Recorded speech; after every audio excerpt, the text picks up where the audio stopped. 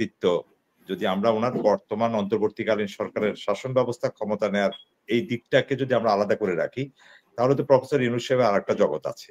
সেই জগতের মতো একজন নোবেল লরিয়েট যদি মানে ওনার একটা প্রতিচ্ছবি, জিয়াউর রহমান সাহেবের একটা প্রতিচ্ছবি হতে পারেন, হ্যাঁ, যদি সেটা যদি একজন বিএনপির প্রাজ্ঞ রাজনীতিবিদ যদি আবার দেখতে পান, হ্যাঁ, তাহলে এটা নিশ্চয়ই আমাদেরকে পুলকিত করে, সেটা নিশ্চয়ই আমাদেরকে উদ্বেলিত করে, আবেগতাড়িত করে, সেটা নিঃসন্দেহেই বলা যায়। কিন্তু প্রশ্ন হলো যে হঠাৎ করে কথাটা কেন আসলো? এইজন্যই বোধহয় আপনার এই আগ্রহের জায়গাটা এইখানেই। তো আমি মনে করি যে এটা বা বিএনপি যতটা না পজিটিভলি প্রথম দিকটায় উনাকে যেভাবে সাধুবাদ জানিয়েছিলেন, বিশেষ করে বিএনপির সিনিয়র নেতৃত্ব এবং দেশনেত্রী বেগম খালেদা জিয়া এবং তারেক রহমান সাহেবকেও আমরা দেখেছি লন্ডনে যখন উনি তার প্রতি শ্রদ্ধা কেমনটা ছিলেন, হ্যাঁ, এবং যখন প্রফেসর ইউনূসকে অপমান করা হচ্ছিল তখন বেগম জিয়া ওনার পাশে যেভাবে দাঁড়িয়েছিলেন, হ্যাঁ, সেই জায়গাতে দেখা যায় ওনাদের একটা শ্রদ্ধা এবং যিনি সম্মানিত মানুষকে সম্মান করার প্রবণতা শীর্ষস্থানীয় নেতৃবৃন্দের মধ্যে আছে। তো এখন প্রশ্ন হলো এই জায়গায় যে হঠাৎ করে এসে এই জায়গায় বললেন, অথচ কিছুদিন মানে আগেও এতদিন পরে এসে কেন ওনার ব্যাপারে এতদিন পরে এসে কেন এই প্রতিচ্ছবিটা দেখতে পেলেন? এর আগেও তো যখন দর কষাকষির কথা হচ্ছিল, যেমন ওনাকে এখন যে আজকে উপদেষ্টা মাহফুজ যেভাবে আরেকটা কথা হাঁড়ি ভেঙে দিলেন, যেমনটা বললেন যে ক্ষমতা গ্রহণের সময় সবাই যখন বলছিল এক বাক্যে, সব রাজনৈতিক দলগুলো বিশেষ করে উল্লেখযোগ্যভাবে জামাতে ইসলাম এবং বিএনপি যেহেতু এখন বড় দলের কাতারে আছে, তো সুতরাং বিএনপি যেখানে এই জায়গায় থাকার কারণে বিএনপি এবং জামাত বিশেষ করে একসুরে অন্যান্য রাজনৈতিক দলগুলো বলেছে আমরা যৌক্তিক সময় দিতে চাই, সংস্কার করুক, আমরা সকল সংস্কারের সহযোগিতা করতে প্রস্তুত আছি। এখন প্রফেসর মাহফুজের ভাষ্য অনুযায়ী তারা বলতে চাচ্ছে, সে স্পষ্টতই বলেছে যে যখন তাদের স্বার্থটা হাসিল হয়ে গেছে, যখন বিএনপি এবং জামাত প্রশাসনের ভিতরে ভাগাভাগি করে নিয়ে গেছে, যখন 10 জন ভিসির মধ্যে 10 জন নিয়ে গেছে বিএনপি, 3 জন নিয়ে গেছে জামাতে ইসলাম, ঠিক এই সংখ্যাটাই বলেছে। একজন দায়িত্বশীল জায়গা থেকে, সে কিন্তু রাজনৈতিক কোনো নেতা নয়, এনসিপি তেও সে প্রকাশ্যে যোগদান করেনি, বিহাইন্ড দ্য সিনে এনসিপি কে প্যাট্রোনাইজ করার, পৃষ্ঠপোষকতা করার অভিযোগের তীর তার প্রতি আছে, এটা নিঃসন্দেহে বলা যায়। কিন্তু যেহেতু সে প্রকাশ্যে আসে না এখনো সরকারের একটা গুরুত্বপূর্ণ মন্ত্রণালয় থেকে, একটা গুরুত্বপূর্ণ নীতি নির্ধারণী পর্যায়ে থেকে, সে বলছে এমন ঘটনাগুলো ঘটেছে আমার সামনেই। তো সুতরাং এখন এবং এই কথাও বলেছে যে যখন এগুলো ভাগাভাগি করা শেষ, তখন তারা আর এখন এই সংস্কার নিয়ে কেউ ডান দিকে যায়, কেউ বাঁ দিকে যায়, কেউ আর ওই আগের কথাটাই নাই। তো বিএনপিও আমরা দেখেছি যে প্রথম থেকে যৌক্তিক সময়ের কথা বলেছে, এবং সে যেটা আরো বলেছে যে মানে মনে হচ্ছে যে যখন ভাগাভাগির পর্যায়ে চলতেছিল তখন মনে হচ্ছিল যে 2 বছর এই সরকার থাকলেও কোনো সমস্যা নেই, এরকম না একটা না এটা বলছে, মনে হচ্ছিল না, এটাই বলছে যে সবাই এটাই বলছে যে এই সরকার থাকুক, সংস্কার করুক, আমরা সব সংস্কারের সাথে আছি, এইভাবেই বলেছে তার মুখ থেকে। তার মানে তাদেরকে এইভাবে আশ্বস্ত করা হয়েছে। এখন সে এটাকে ফাঁদ হিসাবে সে নিচ্ছে আর কি, যে বলছে আর আমাদেরকে একটা ফাঁদে ফেলে আমাদের কাছ থেকে এই কাজগুলো করাইয়ে নিয়ে, ভাগাভাগি করে নিয়ে, প্রশাসনের ভিতরে এটা নিয়ে আমাদের প্রশ্নটা সেটা না। প্রশাসন তো চলতে হবে, কেউ না কেউ রিপ্লেস হতে হবে, কেউ বঞ্চিত হয়েছে, সেই কথাটাও ঠিক। কিন্তু প্রশ্নটা হলো নির্বাচনের পূর্বক্ষণে এসে আপনি যদি দলীয়করণের বিষয়টা যদি সরকার, যে সরকার নির্বাচনের আয়োজন করবে সেই সরকারের গুরুত্বপূর্ণ উপদেষ্টা যদি বলে যে আজ থেকে 4 মাস আগে 6 মাস আগে এরকম প্রশাসনে ভাগাভাগি হয়ে গেছে, তাহলে আপনি বলেন তো সেই নির্বাচন যে নিরপেক্ষ হবে, আর সেই নির্বাচনে নিরপেক্ষ হওয়ার সুযোগটাকে ওনারা রাখলেন, উনি এই কথাটা বলে দিয়ে প্রকাশ্যে মিডিয়ার সামনে, সাংবাদিকদের সামনে এই কথাটা বলে দিয়ে আমরা ভয় পাচ্ছি সেখানে।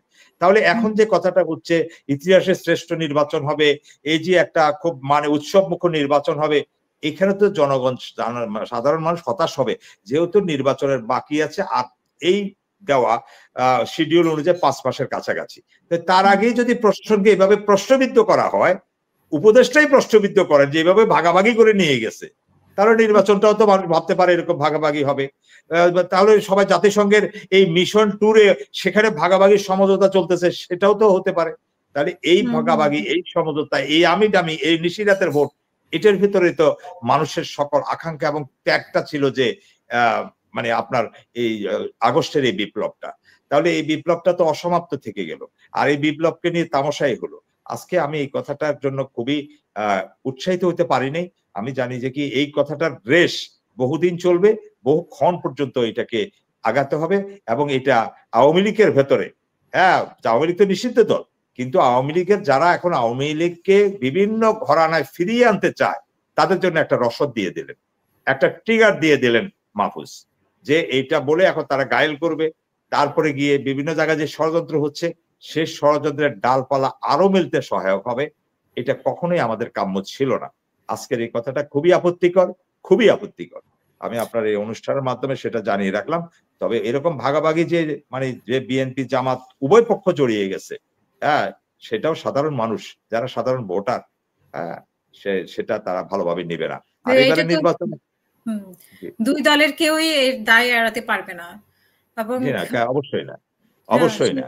আর এখন যদি ওনারা যদি চ্যালেঞ্জ করে, আমরা দেখবো হয়তো আজকে এই ওনার বক্তব্যকে, মাহফুজ সাহেবের বক্তব্যকে কেউ কেউ প্রত্যাখ্যান করবে, করুক, আবার করলে তো তিনিও বলবেন যে ঠিক আছে আমরা প্রমাণ দিয়ে দেই। আর যেহেতু সরকারের এত পর্যায় থেকে বলেছে, সুতরাং তার কাছে তো নিশ্চয়ই সে প্রমাণ আছে। সে এবং ইনি নিজেই বলছে আমি তো উইটনেস, সাক্ষী, যা হয়েছে আমার সামনেই হয়েছে, এগুলো তো দেখেছি। এই কথাটাও আছে, আপনি বাইটটা শুনলে, পুরা বাইটটা শুনলে দেখা যাবে। তো সুতরাং এটা একটা নির্বাচনের আগে নিরপেক্ষ, সুস্থ এবং নির্বাচনের ক্ষেত্রে এটা একটা বড় প্রতিবন্ধকতা। এবং অন্যান্য ছোট দল যারা আছে, আমি আসলে রাজনীতিতে ছোট দল বড় দল বলে এটাকে ছোট করতে চাই না। সব রাজনৈতিক দলই দল, সেখানে ছোট বড়ার কোনো বিষয় না। হ্যাঁ, কেন যে এই কথাটাও বাজারে এসেছে সেটাও একটা বড় প্রশ্নে রাখে। ওরা নিজেকে খুবই ছোট, অপমানিত বোধ করে। আমি মনে করি তারাও রাজনৈতিক নেতা। আবার কেউ কেউ আছে সেই রাজনৈতিক ইয়ে থেকে তারা যখন ভিন্ন মতের দিকে চলে যায়, তাদের যখন স্ট্যান্ড ঠিক রাখতে পারে না, আপনি খেয়াল করে দেখবেন এখন কিন্তু কারো ভেতরেই কিন্তু কে কখন সকাল বিকাল কি কথা বলে, যে গণ অধিকার পরিষদের কথা আপনি বলেন, তারা না বললো যে আমরা পিআর পদ্ধতিতে নির্বাচন চাই। যদিও আমরা পিআর পদ্ধতিতে নির্বাচন আমরা চাচ্ছি না, আমরা এটাকে পক্ষ বিপক্ষে কোনোটাই বলছি না। আমরা দেখলাম যে জনগণ কি করে বা রাষ্ট্র কি পদক্ষেপ নেয় আমরা সেটা দেখতে চাই। কিন্তু দেখেন এটা নিয়ে বিতর্কগুলো তারা নিয়ে আসে। এইটা নিয়ে বললো যে যারা পিআর পদ্ধতিতে নির্বাচন চায় তাদেরকে সমর্থন করে গণ অধিকার পরিষদ আছে। আজকে আবার সেই গণ অধিকার পরিষদ, যেহেতু তারা তরুণ নেতা, তাদেরকে মানুষ ওন করে, সেই রাশেদ খান যখন আবার বলে দেয় যে এটার কি জানি বলে পিআর নির্বাচন মানে হলো যে কি সকাল বিকালে এমপি বেচা কিনা হবে। আপনি দেখেন তারা যুগপৎ আন্দোলনে তো আমরা জানি যে ওরাও ছিল, কিন্তু এই যে ফ্ল্যাগ শুট করা, কেউ যে রাজনীতি স্থিতিশীলতা নাই। এই যে আমরা টকশোর আয়োজন করি, আসতে যে কিছু কিছু সময় দোদুল্যমনতায় ভুগি, আপনি একটা হতাশায় ভোগেন, আমি একটা হতাশায় ভুগি, ডিউ টু দিস। কারণ এখন বাংলাদেশে প্রচুর স্বাধীনতা ভোগ করে, তো কারণ যখন দুর্দিন ছিল কেউ কথা বলে নাই।